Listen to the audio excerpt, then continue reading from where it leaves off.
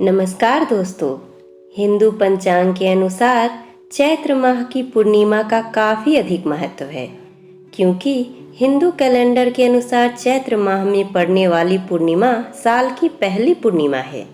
इतना ही नहीं, इस दिन हनुमान जी का जन्मोत्सव भी मनाया जाता है। इस बार चैत्र पूर्णिमा 16 अप्रैल शनिवार के दिन पड़ रही है। मान्यता है कि जो व्यक्ति चैत्र माह में पड़ने वाली पूर्णिमा के दिन भगवान विष्णु के साथ माँ लक्ष्मी की पूजा करता है, उसके हर बिगड़े हुए काम पूरे होने लगते हैं। इसके साथ ही यश ऐश्वर्य की प्राप्ति होती है। इसके साथ ही पूर्णिमा के दिन सत्यनारायण की कथा सुनने का भी कई गुना अधिक फल मिलता है।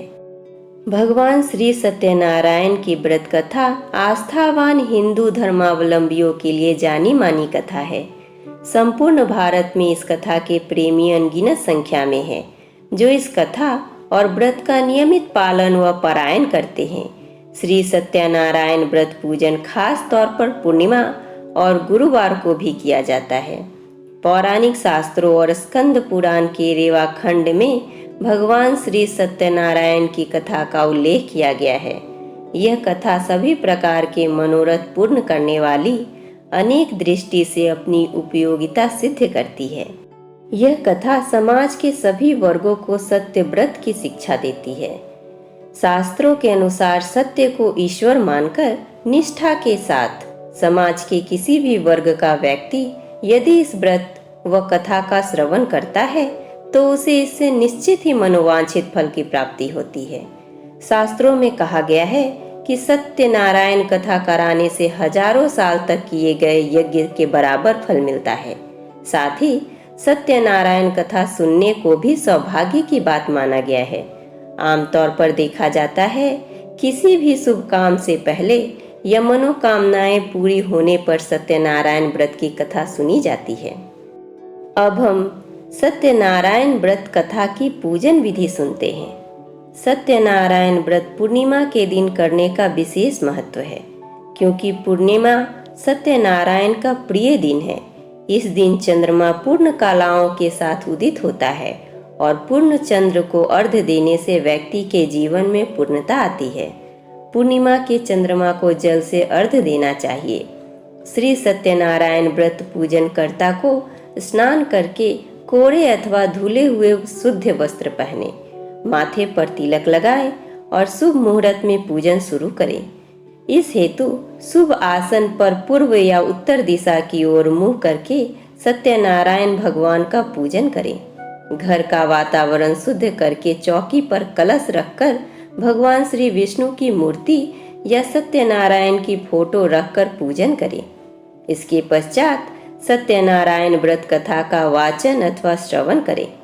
संध्या काल में किसी प्रकांड पंडित को बुलाकर सत्यनारायण की कथा श्रवण करवाना चाहिए।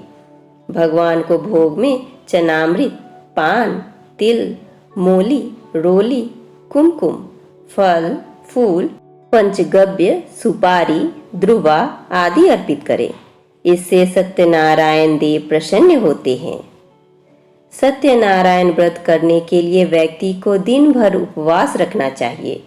परिवारजनों को एकत्रित करके भोजन, कीर्तन, नृत्य, गान आदि करें। सबके साथ प्रसाद ग्रहण करें। तदोपरांत चंद्रमा को अर्घ्य दे। यही सत्यनारायण भगवान की कृपा पाने का मृत्यु लोक में सरल उपाय है। मंत्र जिसका हमें जाप करना चाहिए वह है ओम श्री सत्यनारायणाय नमः का 108 बार जप करें। अब हम सत्यनारायण भगवान की कथा सुनेंगे। इस कथा को पढ़ने से या सुनने से व्यक्ति को मोक्ष मिलता है। एक बार नारद जी ने भ्रमण करते हुए मृत्यु लोक के प्राणियों को अपने अपने कर्मों के अनुसार तरह तरह के दुखों से परेशान होते हुए देखा। इससे उनका हृदय द्रवित हो उठा और वह अपने परम आराध्य भगवान श्री हरि के शरण में कीर्तन करते हुए पहुंच गए और स्तुति पूर्वक बोले, हे नाथ, यदि आप मेरे ऊपर प्रसन्न हैं तो मृत्यु लोक के प्राणियों के कष्ट हरने का कोई उपाय बताने की कृपा करें। तब भगवान ने कहा, मुनिवर, तुमने विश्व कल्याण की भावना से बहुत सुंदर प्रश्न किया है। आज मैं तुम्हें ऐसा व्रत बताता हूँ जो स्वर्ग में भी दुर्लभ है और महान पुण्यदायक है तथा मोह के बंधन को काट देने वाला है, जिसका नाम है श्री सत्यनारायण व्रत।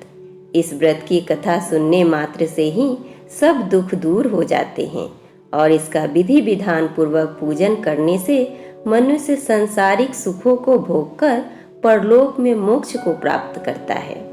इस कथा के अनुसार काशीपुर नगर के एक गरीब ब्राह्मण को भिक्षा मांगते देखकर भगवान विष्णु जी ने स्वयं ही एक बूढ़े ब्राह्मण के रूप में उस निर्धन ब्राह्मण के पास गए और कहने लगे, हे विप्रे, श्री सत्यनारायण भगवान मनोवांछित फल देने वाले हैं। तुम उनका व्रत पूजन करो, जिसे करने से मनुष्य सब प्रकार के दुखों से मुक्त हो जाता है। इस व्रत में उपवास का भी अपना महत्व है, किंतु उपवास से मात्र भोजन न लेना ही नहीं समझना चाहिए। उपवास के समय हृदय में यह धारणा होनी चाहिए कि आज श्री सत्यनारायण भगवान हमारे पास ही विराजमान है, अतः अंदर व बाहर शुचिता बनाए रखनी चाहिए और श्रद्धा विश्वास पूर्वक भगवान का पूजन कर उनकी मंगलमयी कथा का श्रवण करना चाहिए। सत्यनारायण की कथा बताती है कि व्रत पूजन करने में मानव मात्र का समान अधिकार है, चाहे वह निर्धन, धनवान, राजा हो या व्यवसायी, ब्राह्मण हो या अन्य वर्ग, स्त्री हो या पुरुष। यही स्पष्ट करने के लिए इस कथा में निर्धन ब्राह्मण, गरीब लकड़हारा, राजा उल्कामुख, धनवान व्यवसायी, साधु, वैश्य, उसकी पत्नी लीलावती, पुत्री कलावती, राजा तुंगध्वज एवं गोपगणों की कथा का समावेश किया गया है। इस कथा में बताया गया है कि जैसे लकड़हारा गरीब ब्राह्मण, उल्कामुख गोपगणों ने सुना कि यह व्रत सुख, सौभाग्य, संपत्ति सब कुछ देने वाला है, तो सुनते ही श्रद्धा, भक्ति तथा प्रेम के साथ सत्यव्रत का आचरण करने में लग गए और फलस्वरूप सुख भोग कर परलोक में मोक्ष के अधिकारी हुए।